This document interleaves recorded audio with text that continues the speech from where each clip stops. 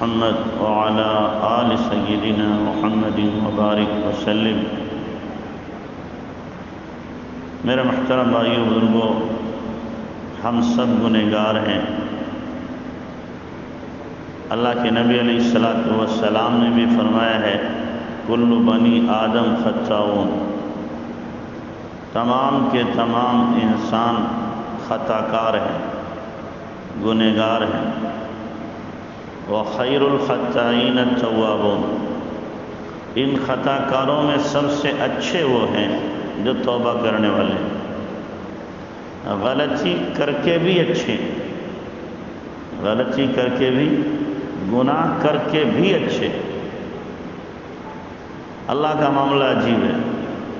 ہمارا دوست دو چار مرتبہ اگر ہماری بات نہ مانے، ٹال دے اور وقت پر کام نہ کرے تو ہمارے دل میں فرق آ جاتا ہے،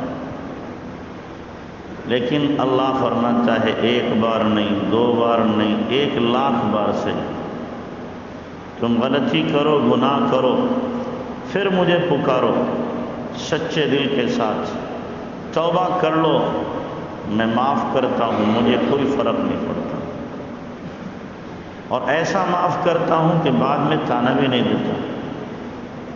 دنیا والے تو معاف کر دیں، لیکن پھر بھی جب کبھی موقع پڑتا ہے تو فوراً تانا مار دیتے ہیں، تو ایسا تھا۔ لیکن اللہ کیا کرتا ہے؟ اللہ یہ کرتا ہے تانا بھی نہیں دیتا، فرشتوں کو بھی بھلا دیتا ہے، رجسٹر سے بھی ختم کرا دیتا ہے۔ دنیا کی جو میموری اور دنیا میں جو اللہ نے چپ لگائی ہے اعمال کو محفوظ کرنے کی، اس سے بھی اللہ ڈیلیٹ کر دیتا ہے، سب ختم۔ تو اللہ کا معاملہ عجیب ہے، وہ محبت کرنے والا رب، وہ پیار کرنے والا رب، نیکوں سے پیار کرتا ہی ہے، لیکن بدوں سے بھی وہ پیار کرتا ہے۔ اسی لیے کسی بندے نے ایک اللہ والے سے پوچھا، آپ یہ بتائیں، ایک وہ بندہ ہے جو گناہ نہیں کرتا، نیکی کی زندگی گزارتا، ایک وہ بندہ ہے جو گنہگار تھا پھر توبہ اس نے کر لیے، اللہ کی نظر زیادہ کس پہ پڑے گی؟ اللہ تعالیٰ کس کی طرف اپنی توجہ زیادہ فرمائے گا؟ ان اللہ والے نے کہا جس نے توبہ کی ہے وہ، اور کہا اس کی ایک دلیل اور مثال میں دیتا ہوں کہ کہنے لگے میں کپڑا بنتا ہوں، کپڑا بنتے بنتے کوئی دھاگا ٹوٹ جاتا ہے، اس پہ گھیرا لگا دیتا ہوں، لیکن اس دھاگے پہ جو ٹوٹا ہے برابر نظر رہتی ہے، اور جو نہیں ٹوٹا ہے اس پہ نظر اتنی نہیں ہوتی، ٹوٹے ہوئے پہ زیادہ نظر ہوتی ہے۔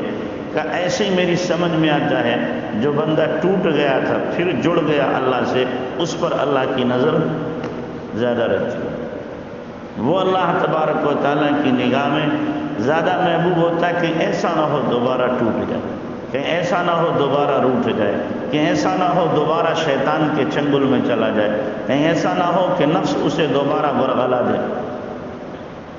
اس لیے اللہ تبارک و تعالیٰ نیکوں سے بھی محبت کرتا ہے، بدوں سے بھی محبت کرتا ہے، اور قرآن میں اللہ تعالیٰ فرماتا ہے بدوں کے بارے میں قُلْ يَا عِبَادِيَ الَّذِينَ أَسْرَفُوا عَلَىٰ أَنفُسِهِمْ لَا تَقْنَطُوا مِن رَحْمَةِ اللَّهِ، میرے ان بندوں سے کہہ دو جنہوں نے اپنے اوپر ظلم کیے، جنہوں نے اپنے اوپر اسرفوا علی انفسہم، اپنے اوپر ظلم کیے، اور اتنے ظلم کیے کہ ان کے کھاتے میں کوئی نیکی ہے ہی نہیں، ان کے کھاتے میں نیکی ہے ہی نہیں، گناہ ہی گناہ ہیں، پاپ ہی پاپ ہیں، معاصی ہی معاصی۔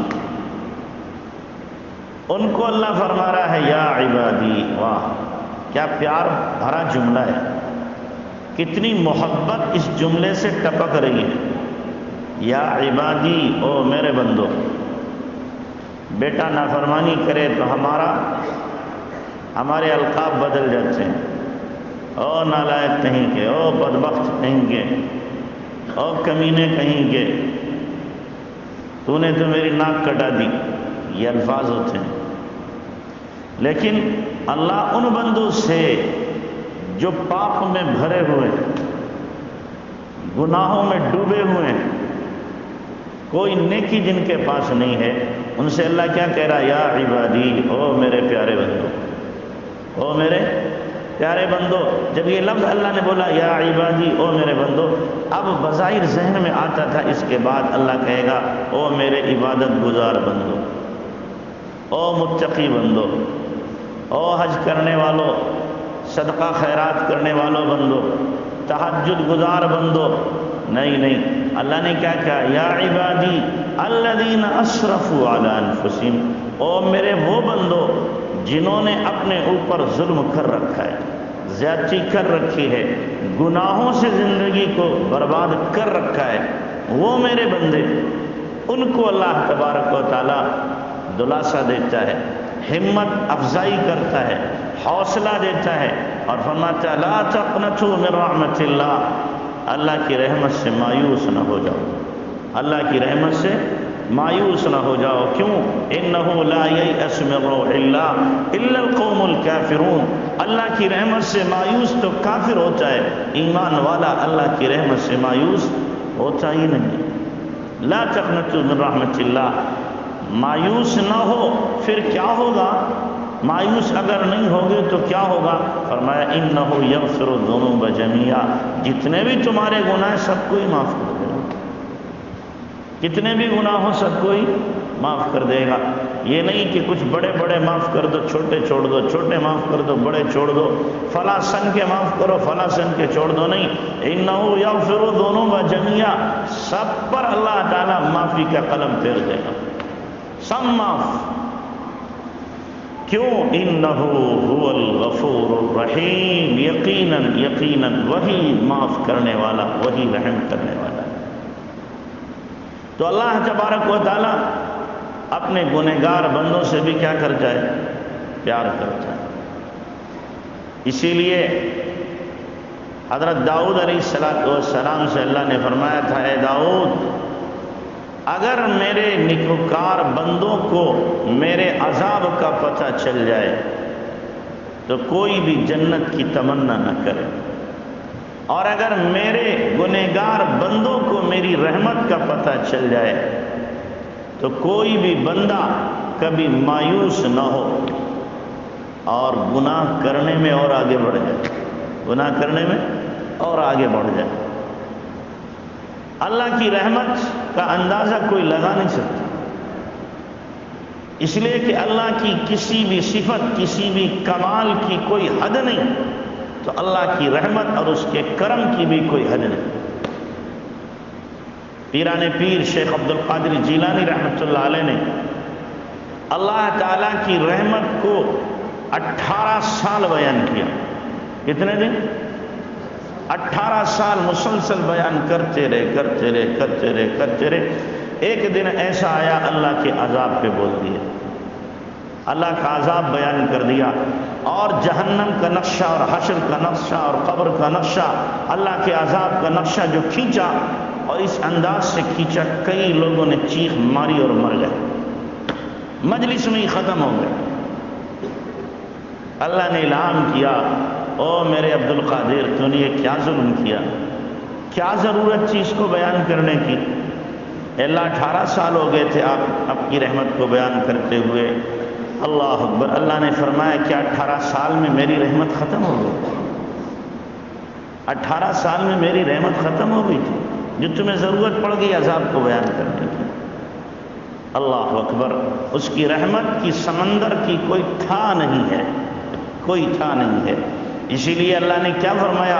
کتب علی نفسہ الرحمہ، کتب علی نفسہ الرحمہ، اس نے اپنی ذات پر رحم و کرم کو فرض کر لیا ہے، فرض کر لیا ہے۔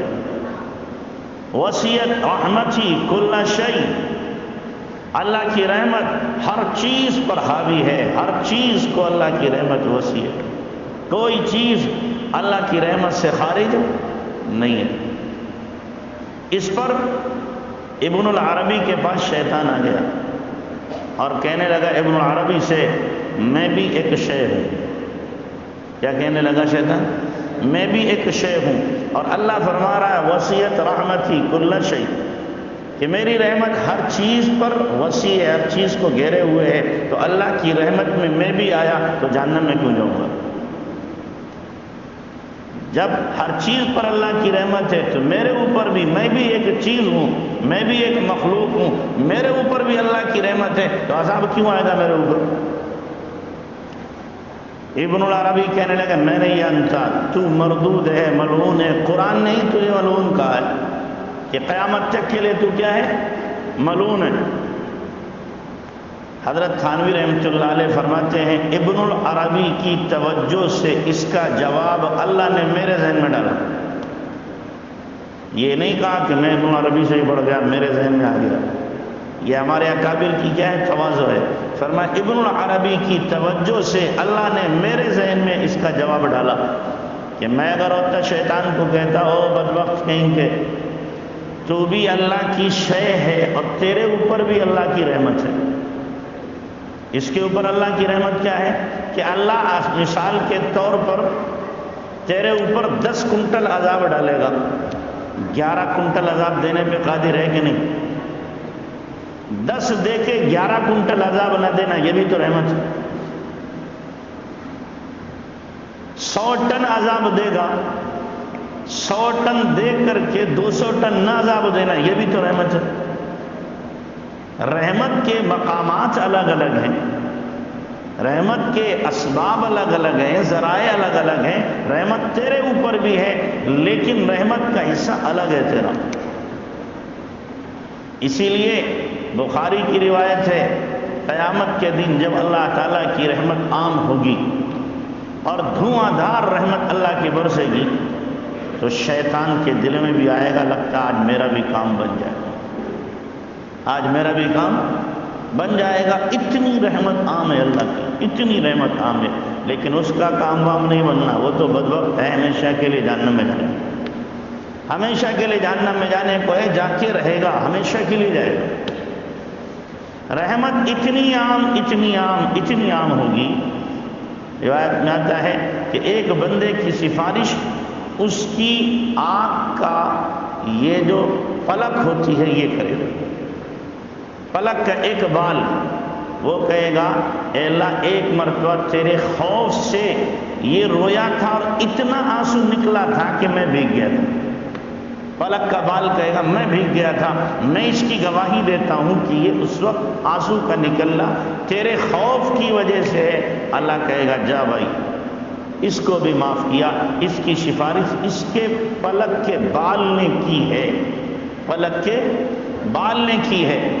تو اللہ کی رحمت ایسے برسے گی، اللہ کرے قیامت کے دن اللہ کی رحمت کا ہمیں بھی حصہ مل جائے، ہمیں بھی حصہ مل جائے۔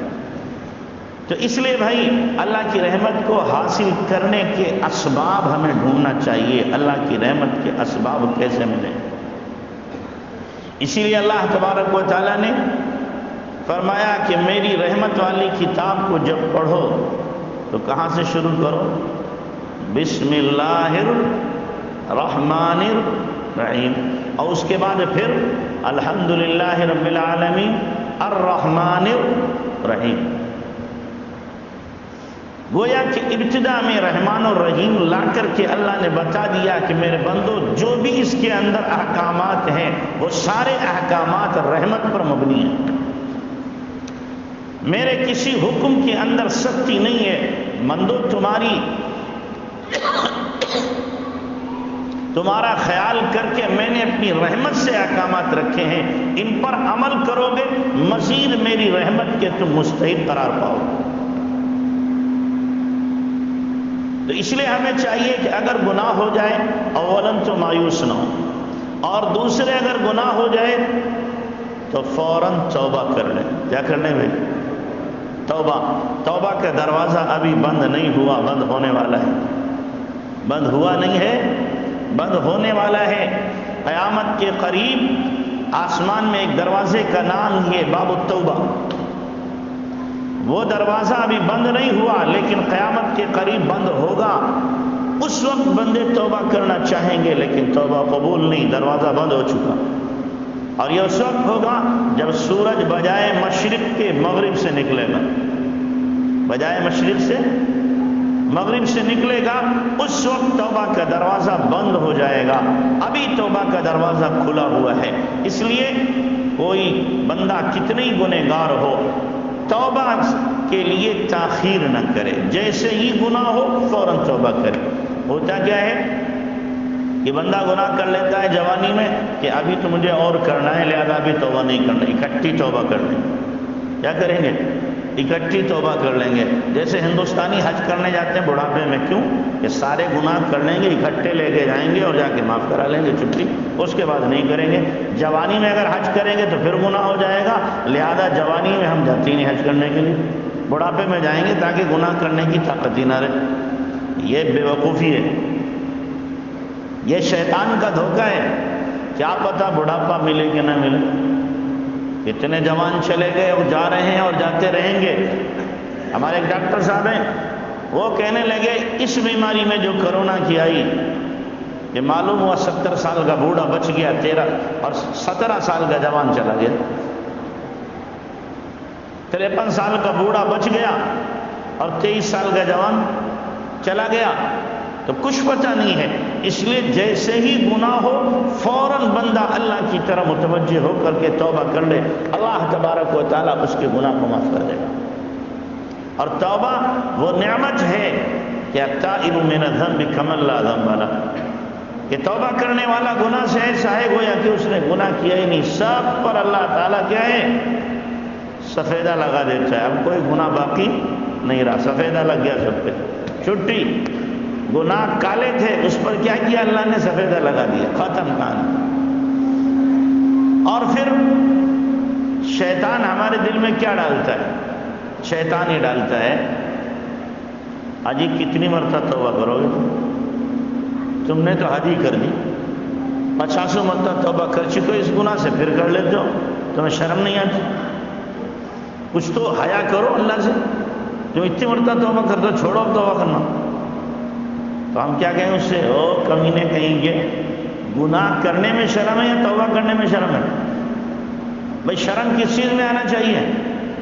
گناہ کرنے میں یا توبہ کرنے میں؟ جب گناہ کرنے میں شرم نہیں ہے تو توبہ کرنے میں کیوں شرم ہو؟ گناہ کرتے ہوئے شرمانا چاہیے نہ کہ توبہ کرتے ہوئے۔ اور اگر 1,00,000 مرتبہ گناہ ہوگا ہم 1,00,000 مرتبہ توبہ کریں۔ شیطان اس لیے کہتا ہے میں نے کیسی محنت کر کے ان سے گناہ کروائے، انہوں نے توبہ کر کے سب ناز مار دیا، سارے گناہ معاف کرا لیے۔ اسی لیے اللہ نے کیا کہا تھا شیطان سے؟ جب شیطان نے کہا فَبِعِزَّتِكَ لَأُغْوِيَنَّهُمْ أَجْمَعِينَ، اے اللہ تیری عزت کی قسم سب کو گمراہ کر کے رہوں گا۔ اللہ نے فرمایا ٹھیک ہے، جو گمراہ کر لے، میرا بندہ اپنے انتقال سے اتنا پہلے اگر توبہ کر لے، جتنی دیر میں اونٹنی کا دودھ اترتا ہے مرنے سے اتنا پہلے کر لے تو بھی میں اس کی توبہ کو قبول کر لوں گا۔ تو اس لیے توبہ کرنے میں تاخیر نہ ہو۔ اور بار بار کا جو خیال آتا ہے کہ بار بار گناہ ہوتا ہے، بار بار کہاں تک توبہ کریں، تو ہمارے حضرت نے بڑی پیاری مثال دی، کچھ لوگوں نے پہلے بھی سنی ہوگی لیکن اکثر وہ جنہوں نے نہیں سنی۔ ہمارے حضرت فرماتے ہیں بھائی اگر کوئی آدمی کپڑا نہ پہنے اس لیے کپڑا گندا ہو جاتا ہے، میں کپڑے نہیں پہنوں گا، کیوں جی؟ جب پہنتا ہوں یار تبھی گندا ہو جاتا ہے، چھوڑو میں کپڑا ہی نہیں پہنتا۔ آپ اسے کیا کہو گے؟ یہ دیوانہ ہے، پاگل ہے کیا؟ گندا ہوتا ہے دھو لے اسے۔ آجی دھوتا ہوں پھر گندا ہو جاتا ہے، تو آپ کیا کہو گے؟ پھر دھو لے اسے۔ ارے 12 دھویا، سینکڑوں مرتبہ دھویا، پھر گندا ہو جاتا ہے کہ پھر گندا ہو پھر دھو لے۔ کبھی آپ نے سوچے گندا ہوتا ہے لہذا کپڑے کو پھینک دو، میں دھوتا نہیں اسے؟ سوچتے کبھی نہیں؟ گندا ہوگا دھوتے رہیں گے، پہنتے رہیں گے، دھوتے رہیں گے، پہنتے رہیں گے۔ یہی حال ہے، گناہ ہوا، دل گندا ہوا، ہم توبہ کے پانی سے دھو دیں گے۔ اجی پھر گناہ ہوگا پھر توبہ کے پانی سے دھو دیں گے، پھر گناہ ہوگا پھر توبہ کے پانی سے دھو دیں گے۔ 1000 مرتبہ ہوگا 1000 مرتبہ توبہ کریں گے، 1,00,000 مرتبہ ہوگا 1,00,000 مرتبہ توبہ کریں گے۔ آقا نے کیا فرمایا ہے؟ ما اسر من استغفر وان فعل 70 مرة، جو آدمی گناہ پر اصرار نہ کرے، 100 مرتبہ وہ گناہ کرتا ہے، 70 مرتبہ وہ گناہ کرتا ہے، آپ نے فرمایا وہ اصرار کرنے والا نہیں ہے اگر توبہ کرنے والا ہے۔ وہ اصرار کرنے والا نہیں. تو اس لیے ہمیں توبہ کرنے سے گھبرانا نہیں ہے. تو آج سب کو کیا کرنا ہے بھائی؟ سچی توبہ کرنا ہے کہ نہیں؟ ہاں، اس نیت کے ساتھ آئندہ گناہ کرنا ہے. ہاں بھائی، اس نیت کے ساتھ کرو گے. ہاں، پھر توبہ ہے ہی نہیں. توبہ کہتے ہی اس کو ہے جو گناہ کر رہا تھا اسے چھوڑ دے، آئندہ نہ کرنے کا پختہ ارادہ ہو. ان دوستوں کو چھوڑ دے جن دوستوں کی وجہ سے گناہ ہوا، ان جگہوں کو چھوڑ دے جن جگہوں کی وجہ سے کیا ہوا ہے؟ گناہ ہوا ہے. اس کو توبہ کہتے ہیں. یہ نہیں ہے کہ توبہ کی ادھر پھر یاروں کے ساتھ جا کے بیٹھ گیا، یہ توبہ نہیں ہوئی. ان یاروں کو 3 طلاق دے دے جن یاروں کی وجہ سے گناہ ہوتا ہے. ان جگہوں کی طرف رخ نہ کرے جن جگہوں پر کیا ہوتا ہے؟ گناہ ہوتا ہے. اور پکا ارادہ کر لے کہ گناہ نہ کرنے سے اگر میری جان جاتی ہے چلی جائے، گناہ نہیں کروں گا. جیسے جگر مراد آبادی نے توبہ کی تھی. کس نے کی تھی؟ ہاں، جگر صاحب نے جیسے توبہ کی تھی. یہ مراد آبادی تھے، پینے والے خوب دبا کے پیتے تھے. شیر نکلتا نہیں تھا جب تک کہ پی نہیں لیتے تھے، اور پینے کے بعد پھر جو غزل پڑھتے تھے، شہنشاہ تغزل، ظالم کی آواز ایسی تھی کہ پورا مجمع لوٹ لیتا تھا. تو پینے کے بعد پھر اب دیکھو شعر نکلتا ہے کس میں؟ عاشق کی زبان سے شعر نکلتا ہے. کس کی زبان سے؟ ہاں، عاشق کی. یا تو عشق دنیا ہو یا عشق مولا ہو. جو عاشق نہیں ہوگا اس کی زبان پر اچھا شعر نہیں ہے. اللہ کے عشق میں مبتلا ہے تو بھی اچھا شعر کہے گا، اور دنیا کے محبت میں عشق میں مبتلا ہے تو بھی شعر نکلے گا. تو جگر صاحب کیا تھے؟ پیتے پلاتے تھے خوب. اب ملاقات ہو گئی. لمبا واقعہ ہے. اجمیر میں حضرت خواجہ مجذوب الحسن رحمۃ اللہ علیہ سے ان سے پوچھا، جی آپ تو ڈپٹی کلکٹر تھے، یہ اولیاء ملاؤں والا کیسے بن گیا تمہارا؟ ڈپٹی کلکٹر تھے کہ جی میں نے ایک اللہ والے سے ملاقات کی، ان کے ہاتھوں میں ہاتھ میں نے دے دیا، میرا رنگ بدل گیا، میرا روپ بدل گیا. جو کلکٹر کی ٹر تھی وہ نکل گئی. کلکٹر کی ٹر تھی وہ کیا ہو گئی؟ نکل گئی. اب تو میری زندگی کے رات و دن بدل گئے. کہا جی میری بھی ملاقات کرا دو. کیا ٹھیک ہے.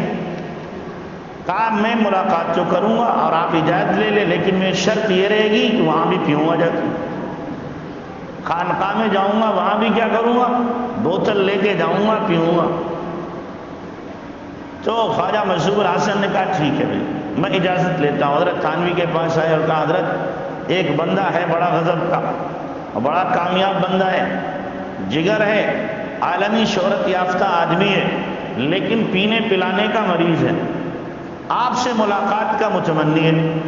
حضرت کا ٹھیک ہے بلا لو. اللہ والے گنہگاروں سے نفرت نہیں کرتے، گناہ سے نفرت کرتے. گنہگاروں سے نفرت نہیں کرتے، گناہ سے نفرت کرتے ہیں. چنانچہ بلا لیا اور ان کی تھوڑی تھوڑی سی داڑھی تھی اسے مڑا دیا انہوں نے، جگر صاحب نے، اور کہا حضرت آپ حکیم الامت ہیں، میں مریض الامت ہوں. آپ حکیم الامت ہیں، میں مریض الامت ہوں. مریض کو چاہیے اپنا پورا مرض بیان کرے اور حکیم کو چاہیے کہ تشخیص کرے. اور کہا میرے اندر دیکھیے بیماریاں ہیں، میں شراب لے کے آیا ہوں، میں پیوں گا. کیا کروں گا؟ یہاں بھی پیوں گا.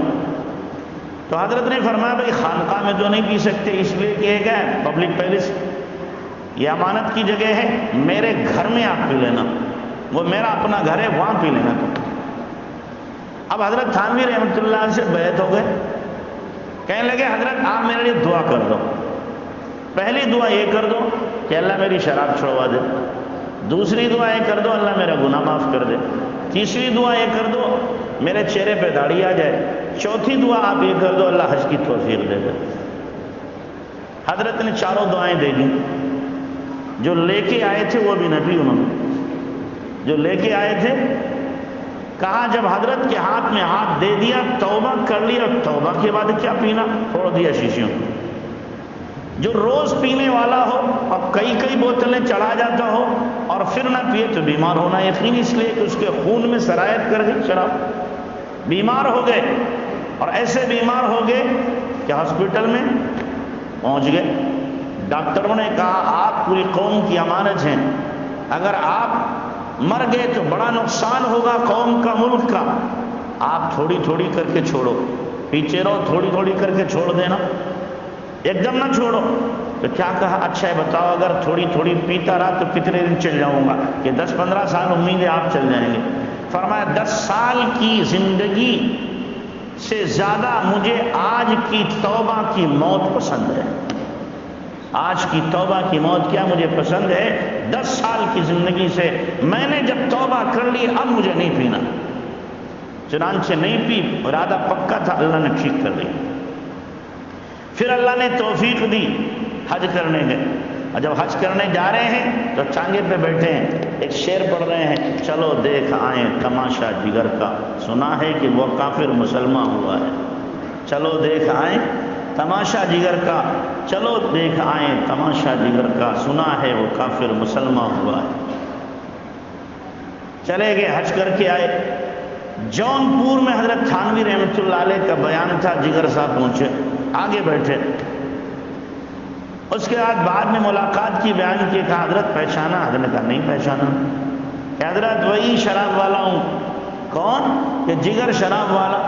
تو ماشاءاللہ آپ کا تو حلیہ بدل گیا، چہرے پہ داڑھی، نورانی چہرہ، لباس بھی شرعی، کہ سب کچھ بدل گیا، کہ بس حضرت آپ کی توجہ ہے، آپ کی 3 دعائیں قبول ہو گئی ہیں۔ میں نے ایک تو شراب چھڑوانے کی دعا کی تھی، وہ بھی قبول، چھوڑ دی میں نے، اس دن سے نہیں پی۔ داڑھی رکھنے کی دعا وہ بھی قبول ہوگی، آپ دیکھ رہے داڑھی رکھ لی۔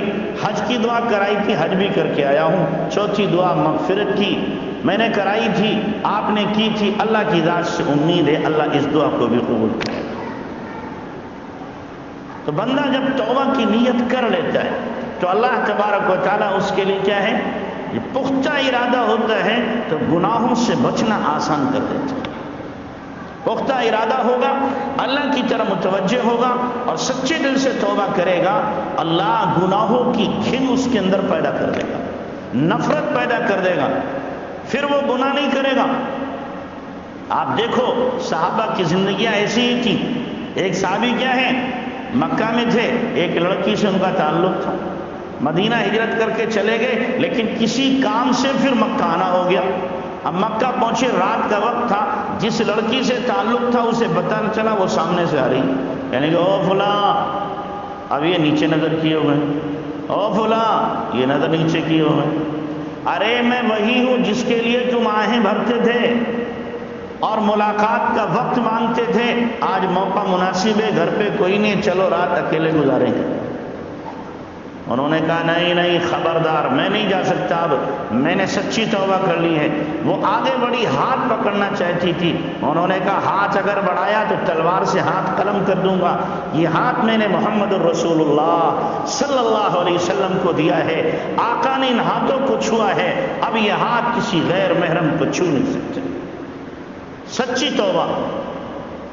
تو جب بندہ سچی توبہ کرتا ہے تو اللہ تبارک و تعالیٰ اس کی خود حفاظت کرتا ہے۔ اس لیے آپ بھی طے کرو، انشاءاللہ ہم بھی سچی توبہ کریں گے۔ اور پھر جب بندہ سچی توبہ کرتا ہے اللہ تبارک و تعالیٰ اس کی عزت کی لاج رکھتا ہے، اس کے بول کی لاج رکھتا ہے، اللہ تبارک و تعالیٰ اس کی حفاظت کرتا ہے۔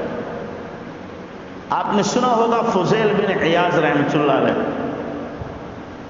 یہ ڈاکو تھے اپنے زمانے کے، بلکہ ڈاکوؤں کے کیا تھے، سردار، ڈاکو پورا گینگ تھا ان کا، اور یہ کیا تھے، گینگ کے سردار تھے، قافلوں کو لوٹ لیتے تھے، ڈاکہ ڈالتے تھے، لیکن ان کے اندر ایک عجیب خوبی تھی کہ جب ڈاکہ ڈالتے تھے جتنے لوگ ہوتے تھے جن کو لوٹا جاتا تھا ان کا پتہ پورا نوٹ کر لیتے تھے، سب کا پتہ نوٹ کرتے تھے۔ ایک زمانے تک ڈاکہ ڈالتے رہے، ایک مرتبہ ڈاکہ ڈال کے بیٹھے، رات کا وقت ہے، ایک چڑیا بیٹھی ہے درخت پہ، ایک روایت میں چڑیا ہے اور ایک روایت میں غیب کی آواز، اس چڑیا سے آواز آ رہی ہے، أَلَمْ يَأْنِ لِلَّذِينَ آمَنُوا أَن تَخْشَعَ قُلُوبُهُمْ لِذِكْرِ اللَّهِ أَلَمْ يَأْنِ لِلَّذِينَ آمَنُوا أَن تَخْشَعَ قُلُوبُهُمْ لِذِكْرِ اللَّهِ، کیا ابھی ان لوگوں کے لیے وقت نہیں آیا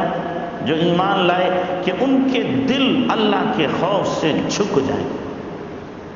خشوع کے معنی ہار مان لینا، کہ وہ ہار مان لیں، اللہ کے سامنے جھک جائیں. ابھی وقت نہیں آیا.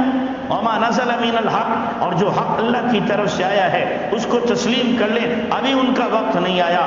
یہ ایسی آواز ان کے کانوں کے ذریعے دل پہ چوٹ مار رہی تھی. کہنے لگے اے اللہ آ گیا وہ وقت، آ گیا، میں توبہ کرتا ہوں. مولا وہ وقت آ گیا، میں توبہ کرتا ہوں. اسی وقت توبہ کی.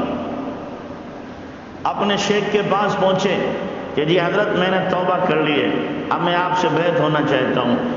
تو جو اللہ والے ہوتے ہیں ان کے یہاں حقوق اللہ حقوق العباد دونوں کی رعایت ہوتی ہے. کہا بھائی تم نے بہت سے لوگوں کو لوٹا ہے کہ جن کا مال لوٹا پہلے ان کو واپس کر کے آؤ، اس کے بعد میرے پاس آ. چنانچہ اب یہ گئے، لسٹ ان کے پاس موجود تھی، جتنا مال تھا وہ دے دیا جن کا مال تھا انہیں، لیکن پھر بھی لوگ باقی، کچھ خرچ ہو گیا تھا، بہت اکثر تو خرچ ہی ہو گیا تھا. اب لوگ باقی رہے، کسی کے پاس جاتے معافی مانگتے، کوئی تو معاف کر دیتا، کوئی کہتا میں معاف نہیں کرتا، تم میرا کام اور کورا مزدوری کرو اتنے دن تک، مزدوری کراتا.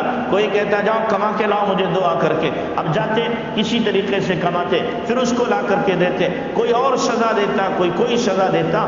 ہر ایک کی سزا کو یہ قبول کرتے رہے. کئی سال بیت گئے اس میں.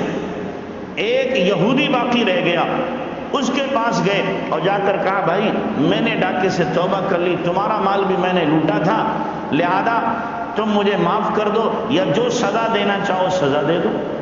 کہا تم جھوٹ بولتے، تم نے توبہ نہیں کی. نہیں میں نے سچی توبہ کی ہے. کہا ٹھیک ہے ایسا ہے، فلاں جگہ میرا گھر ہے، وہاں جاؤ، ایک بوری وہاں پر رکھی ہوئی ہے بھری ہوئی، اس کو اٹھا کے لے آؤ. وہ گئے، اسے اٹھا کے لائے. اس یہودی نے کہا جب لے کر آئے کہ اس کو کھولو، الٹ دو. اب الٹا تو وہ بوری سونے چاندی یعنی درہم و دینار اشرفیوں سے بھری ہوئی تھی. اس یہودی نے جب یہ دیکھا کہنے لگا تو نے سچی توبہ کی ہے، اشہد ان لا الہ الا اللہ و اشہد ان محمد رسول اللہ، تو نے سچی توبہ کی ہے. کہنے لگا آپ کو کیسے پتا چلا سچی توبہ کی ہے؟ کہا اس بوری میں نے کنکر بھرے تھے. کیا بھرے تھے؟ کنکر بھرے تھے، اور میں نے تجھے بھیجا تھا کہ تو لے کے آئے گا، جب لوٹے گا کنکر نکلیں گے تو میں کہوں گا تیری عادت تو اب بھی نہ گئی، تو نے کیا کیا اشرفیاں لے لی اور کنکر اس کے اندر بھر دیے ہیں، تجھے میں رسوا کروں گا.